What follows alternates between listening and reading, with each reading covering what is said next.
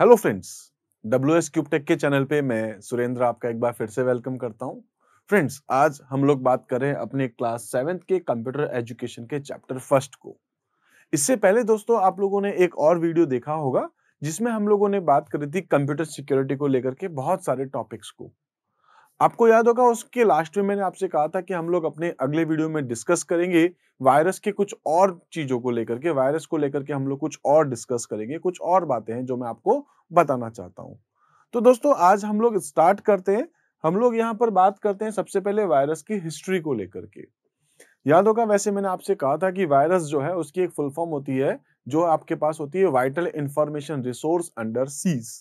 Basically virus अपने आप में एक प्रोग्राम होता है, एक कोड होता है, जो कुछ लोग कुछ प्रोग्रामिंग लैंग्वेज को यूज करते हुए अपना कोड लिखते हैं और वो उस कोड को अपने कंप्यूटर पे भेजते हैं। हमारे कंप्यूटर तक जब वो प्रोग्राम आता है तो वो हमारे कंप्यूटर में कुछ हमें नुकसान पहुंचाता है। शायद वो हमारे कंप्यूटर की फाइल्स को डिलीट कर सकता है, शायद वो हमारे कंप्यूटर के फंक्शंस को, उनके ऑपरेशंस को चेंज कर सकता है, शायद वो हमारी पर्सनल इंफॉर्मेशन को एक जगह से दूसरी जगह पर थ्रू इंटरनेट भेज सकता है या इस तरीके से और भी वो कुछ एक्टिविटी कर सकता है। बेसिकली वायरस या मैलिशियस सॉफ्टवेयर हम लोग कहें तो ये ऐसे कुछ प्रोग्राम होते हैं जो हमारे कंप्यूटर पे आ जाने के बाद हमारे कंप्यूटर को नुकसान पहुंचाते ही पहुंचाते हैं। कभी-कभी ऐसा होता है हमें पता ही नहीं चलता है, हम कुछ सॉफ्टवेयर्स को डाउनलोड करते हैं, हम कुछ मूवीज को डाउनलोड करते हैं, हम कुछ पर्टिकुलर वेबसाइट्स पे जाते हैं तो कई बार क्या होता है कि कुछ प्रोग्राम हमारे कंप्यूटर पे ऑटोमेटिक बिना हमसे पूछे डाउनलोड हो जाते हैं। और कई बार तो ऐसा भी होता है कि जब हम लोग कोई सॉफ्टवेयर को इंस्टॉल करते हैं तो उस सॉफ्टवेयर के साथ-साथ कुछ दूसरे कोड, कुछ दूसरे प्रोग्राम भी हमारे कंप्यूटर में इंस्टॉल हो जाते हैं, जिससे वो हमारे कंप्यूटर को नुकसान पहुंचाना स्टार्ट कर देता है। तो हम लोगों ने वैसे बात करी थी कि वायरस जो है, सबसे पहले जो वायरस था अपन जानते हैं, तो मैंने आपसे कहा भी था कि ये वायरस जो है ब्रेन नाम से था और जो पाकिस्तानी 2 भाइयों ने इसको बनाया था।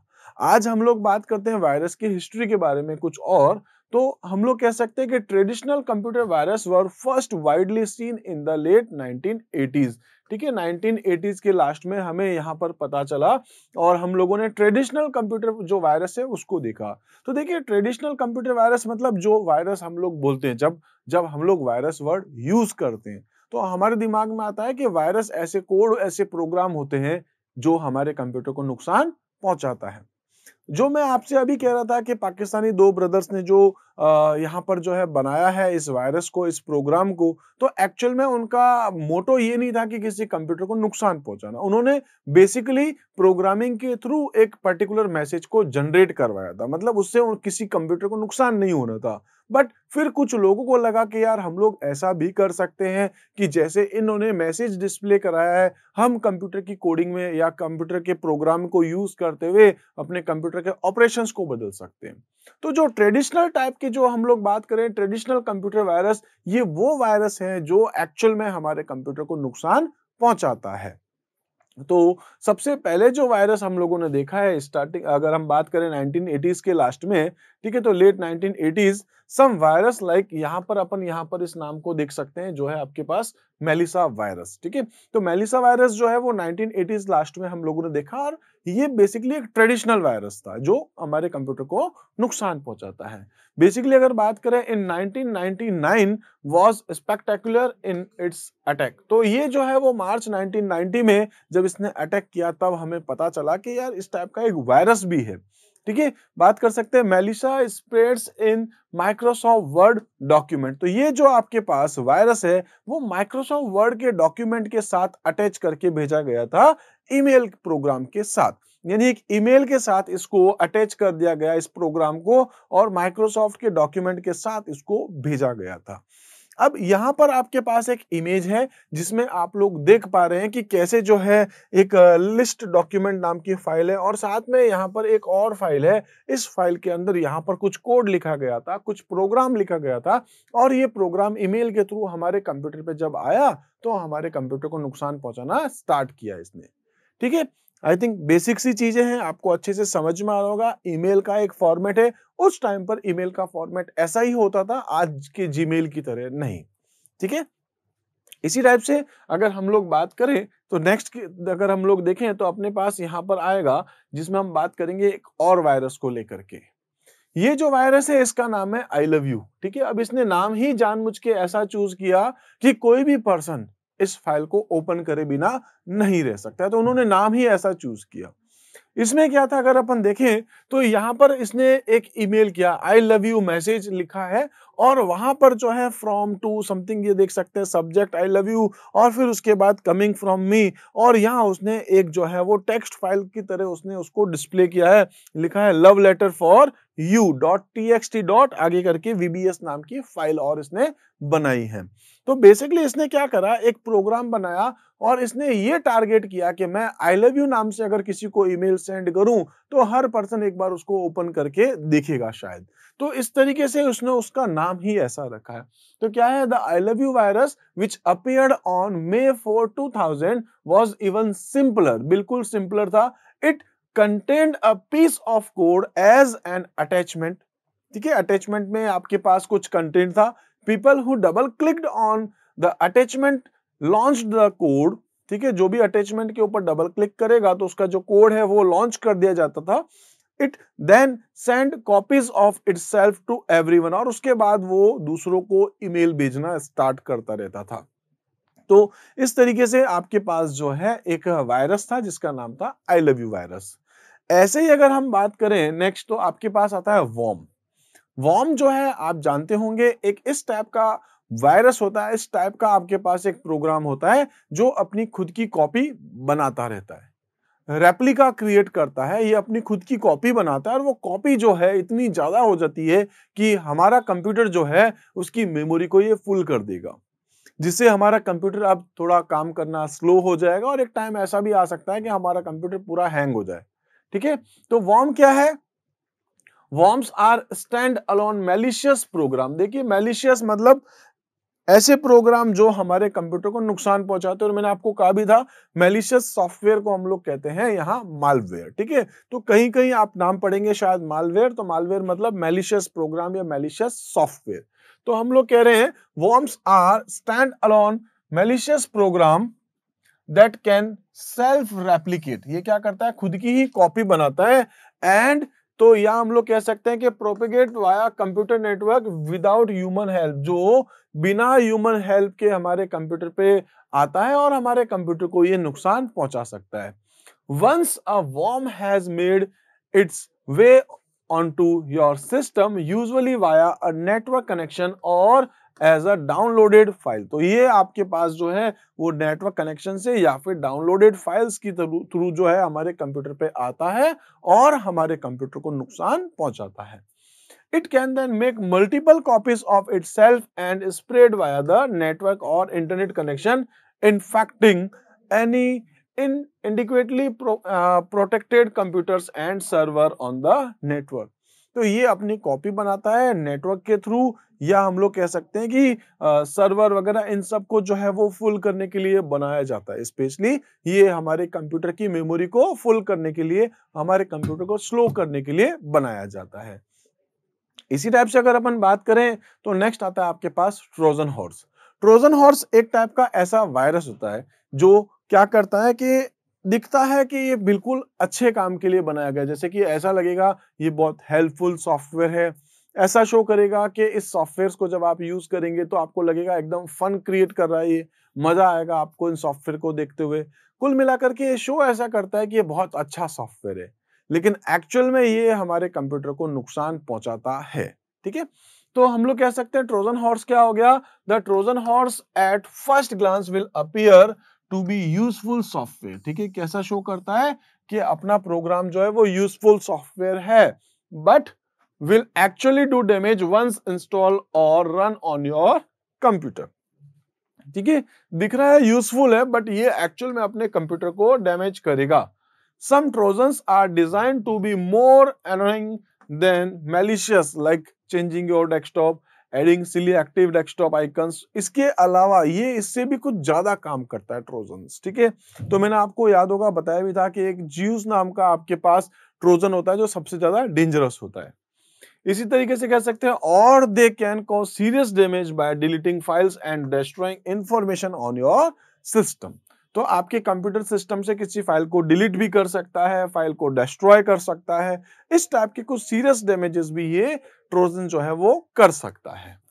इसी टाइप से अगर हम लोग नेक्स्ट बात करेंगे तो आपके पास आएगा ट्रोजन हॉर्स में कि Trojans are also known as create a backdoor on your computer that gives malicious user access to your system, possibly allowing confidential और personal information to be compromise. तो ये अगर आपके कंप्यूटर में आ गया है तो आपकी पर्सनल इंफॉर्मेशन जो है उनको ये चुराएगा और एक जगह से दूसरी जगह पे भेज सकता है। कुछ कॉन्फिडेंशियल अगर आपके पास आपकी इंफॉर्मेशन है तो उनको भी दोस्तों ये एक जगह से दूसरी जगह पर भेज सकता है।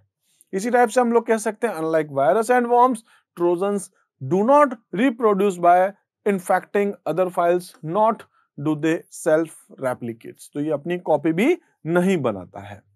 इसी टाइप से अगर हम लोग बात करें तो नेक्स्ट है कंप्यूटर सिक्योरिटी में कि how to protect your computer system. अब देखिए पिछले वीडियो में भी हम लोगों ने बात करी थी कंप्यूटर सिक्योरिटी के अंदर। तो सिक्योरिटी तो अभी तक हम लोगों ने बात एक्चुअल में करी नहीं, बस मैं आपको यहाँ पर ये बता रहा हूँ कि ये आपके पास जो है वो प्रॉब्लम्स हो सकती है। ठीक है, तो उनसे बचने के लिए हम लोग क्या करें? सबसे पहले तो है यूज ऑफ फायरवॉल।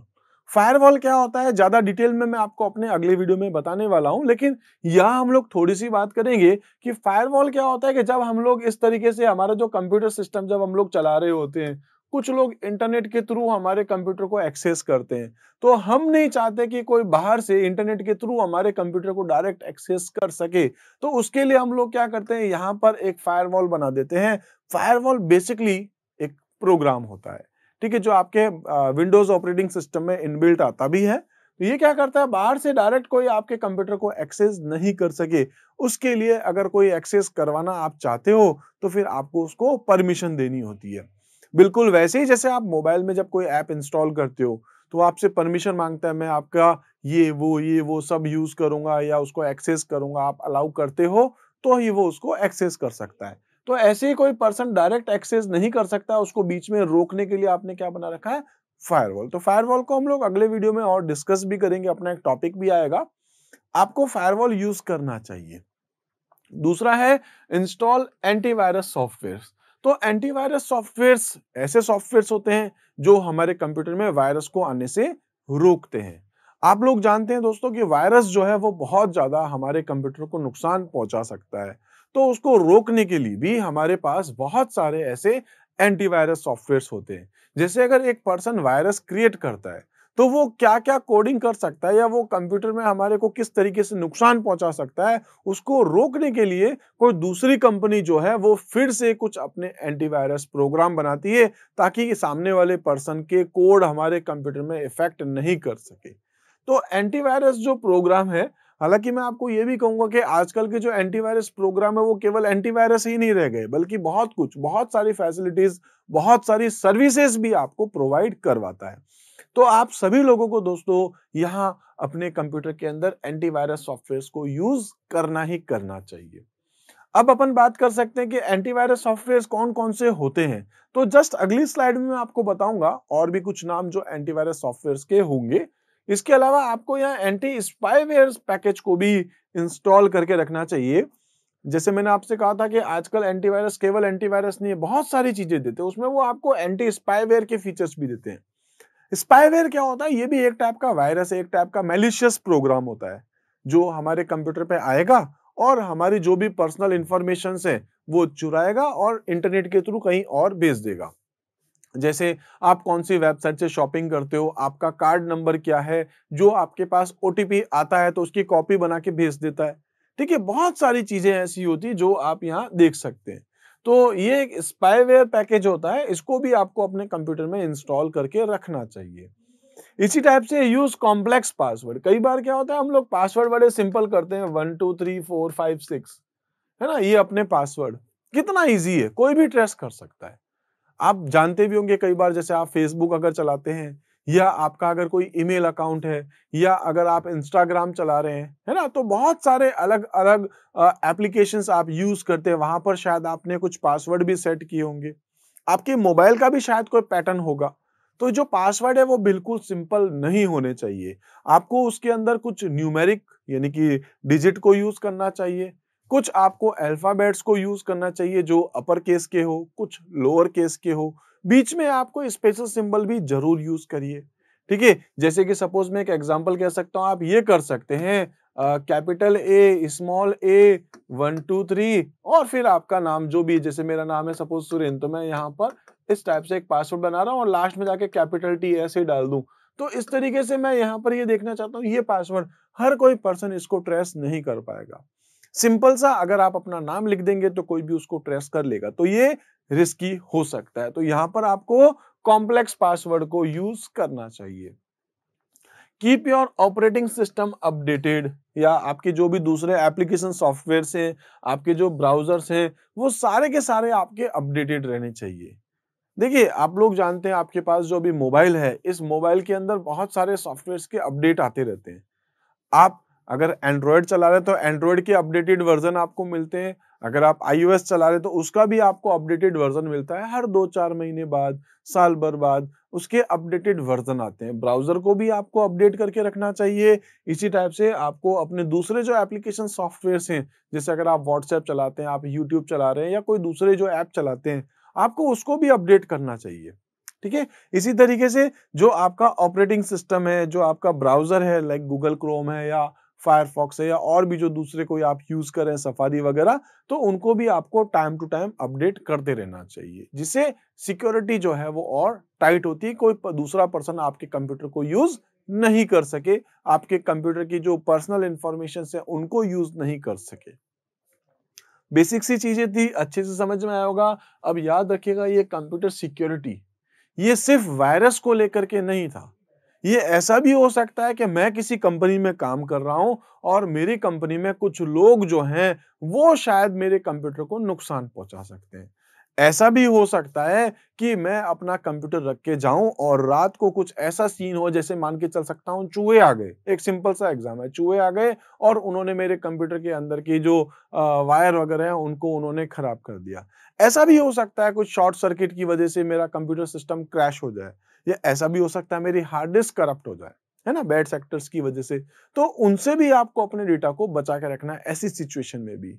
तो दोस्तों, आप लोग बहुत अच्छे से जानते हैं, जैसे आप लोग जानते होंगे कई बार कि आपके पास कुछ डेटा, इंपॉर्टेंट डेटा होता है, जैसे आपके गूगल फ़ोटोज़ अगर अपन बात करें, तो जो भी आप फ़ोटोज़ को क्लिक करते हो, शायद आप करते भी होंगे, आप उन फ़ोटोज़ को अपनी ड्राइव पर अपलोड कर देते हो। इसी तरीके से शायद इन दिनों में अगर आप जब पढ़ाई कर रहे हैं तो कई बार आपके टीचर्स आपको कुछ पीडीएफ सेंड करते हैं, कुछ इमेजेस सेंड करते हैं। तो वो पीडीएफ आपके मोबाइल में अगर पड़ी है तो कितनी सारी रखोगे आप? कितनी सारी, 1 साल में कितनी सारी फाइल्स आपके पास हो जाएगी। और फिर आपके साथ प्रॉब्लम ये आएगी कि आपको उनको डिलीट करना पड़ेगा, अदरवाइज़ आपका मोबाइल जो है वो फुल हो जाएगा। तो आप उन पर्टिकुलर फाइल्स का बैकअप लेकर के रख सकते हैं। या तो उनको अपने कंप्यूटर में डाल दीजिए, या आप उसको अपनी गूगल ड्राइव पर या जो भी आपके पास जो क्लाउड स्टोरेज है वहाँ पर आप अपलोड कर सकते हैं। तो इसका मतलब है आपने अपने डेटा की एक बैकअप कॉपी बना के रख ली है, कॉपी बना ली है। तो बैकअप एंड रीस्टोर, जैसे जब भी ज़रूरत पड़ी, जैसे मैं क्या करता हूँ, मेरे पास बहुत सारी फ़ोटोज़ हो जाती है अपने मोबाइल में, तो मैं उसको अपनी ड्राइव पे डाल देता हूँ या गूगल फ़ोटोज़ में डाल देता हूँ। अब मेरा फ़ोन बिल्कुल खाली, जब ज़रूरत हुई इंटरनेट कनेक्ट किया, आपने उस डेटा को वापस रिट्रीव कर लिया। तो डेटा का बैकअप है, रीस्टोर है, ये बहुत सारी चीज़ें हैं जो दोस्तों आप लोगों को अपनी प्रैक्टिकल लाइफ़ में इनको यूज़ करना ही चाहिए। आप करिए इसको, बहुत सारे यूज़फुल फीचर्स हैं आपके मोबाइल में, आपके कंप्यूटर सिक्योरिटी से रिलेटेड, ठीक है? तो इस तरीके से हम लोग यहाँ पर ये कुछ बात कर रहे थे और फिर मैंने आपसे कहा था कि मैं आपको बताऊँगा कुछ एंटीवायरस सॉफ्टवेयर्स के बारे में। तो देखिए, बहुत सारे नाम आप यहाँ पर देख रहे होंगे, जैसे मैकेफे शायद आप यूज़ करते होंगे। जैसे आपके पास एडअवेयर है तो इसको शायद आप यूज़ करते होंगे, या फिर आपके पास पांडा है, या फिर अगर अपन देखें तो अवस्थ है, या फिर आपके पास अगर देखें तो ईएसटी है। इसी तरीके से अगर अपन देखें तो और आपके पास बहुत सारे यहाँ पर नाम आने वाले हैं, जैसे क्विक हिल है, या फिर आपके पास एवीजी है, या फिर सिक्योरिटी एसेंशियल है माइक्रोसॉफ्ट का, ठीक है? या आपके पास अवीरा है, तो बहुत सारे, कैस्पर स्काई, बहुत सारे ऐसे कुछ नाम हैं जो आप यूज़ करते हैं। तो यहाँ पर अपन देख सकते हैं कि एंटीवायरस सॉफ्टवेयर्स आखिर होते क्या हैं? तो antivirus software is a program और set of programs that are designed to prevent search for, detect and remove software virus. तो वायरस को ढूंढने के लिए, वायरस को प्रिवेंट करने के लिए, वायरस को यहाँ पर डिटेक्ट करने के लिए, उनको रिमूव करने के लिए आप यहाँ पर इन टाइप के प्रोग्राम्स को या इन टाइप के सॉफ्टवेयर्स को यूज करते हैं। ठीक है। एंड अदर मैलिशियस सॉफ्टवेयर, जो दूसरे मैलिशियस सॉफ्टवेयर होते हैं उनको भी, like worm, Trojan, adware and more, जो भी आपके पास है, जैसे स्पाईवेयर। ठीक है। तो ये जो भी आपके पास इस टाइप के सॉफ्टवेयर्स हैं, मैलिशियस सॉफ्टवेयर या वायरस, उनको आपके कंप्यूटर में आने से रोकता है, या उनको अगर आ चुके हैं बाय द वे तो उनको ढूंढेगा और उनको या तो रिपेयर कर देगा या फिर उनको डिलीट कर देगा। इसी टाइप से अपन कह सकते हैं some examples of antivirus softwares are, कौन कौन से हैं, जैसे आपके पास जो है कैस्पर स्काई है, मैकेफे है, अवीरा है, नॉर्टन है, या फिर आपके पास एफ सिक्योर है, पांडा है। इसी टाइप से आपके पास यहाँ पर कुछ और नाम भी हो सकते हैं, जैसे ई स्कैन एक्सेट्रा। तो बहुत सारे आपके पास यहाँ पर कुछ एग्जाम्पल्स हैं। आप एक तो इसकी डेफिनेशन याद रख सकते हैं और दूसरा इसके कुछ नाम नाम बहुत ज्यादा आपके लिए इंपॉर्टेंट रखते हैं। तो इस तरीके से ना हम लोगों ने आज डिस्कस किया है कि वायरस क्या होता है, वायरस की हिस्ट्री के बारे में फिर बात करी है हम लोगों ने, फिर जो है यहाँ ट्रोजन के बारे में बात करी हम लोगों ने, हॉर्सेस के बारे में, ट्रोजन हॉर्सेस के बारे में, वॉर्म्स के बारे में, कंप्यूटर सिक्योरिटी के बारे में बात करी है, बैकअप एंड रीस्टोर के बारे में हम लोगों ने बात करी। इसी टाइप से कुछ एंटीवायरस प्रोग्राम के लिए हम लोगों ने यहाँ पर बात करी है। तो आई थिंक दोस्तों आप लोगों को सारे टॉपिक बहुत अच्छे से समझ में आए हैं। दोस्तों अगर कहीं पर भी आपके माइंड में कोई डाउट होता है, आप मुझे जरूर कमेंट करके बताइए। जो कुछ भी आपको लगे, जो भी आपको लगता है, आप मुझे जरूर बताइए दोस्तों। आपके पॉजिटिव कमेंट का मैं बहुत बेसब्री से वेट कर रहा हूँगा। इसी तरीके से दोस्तों अगर आप लोगों को ये वीडियो अच्छा लगा है तो आप लाइक जरूर कीजिएगा, हो सके तो अपने दोस्तों के साथ शेयर भी जरूर इसको कीजिएगा, ताकि हमारा भी प्रमोशन हो और साथ में आपके दोस्तों का भी बेनिफिट हो। इसी तरीके से दोस्तों आज इस वीडियो में हम लोग इतना ही करते हैं, मिलते हैं अपने अगले वीडियो में। तब तक के लिए आप हमारे साथ जुड़े रहिए। Thank you.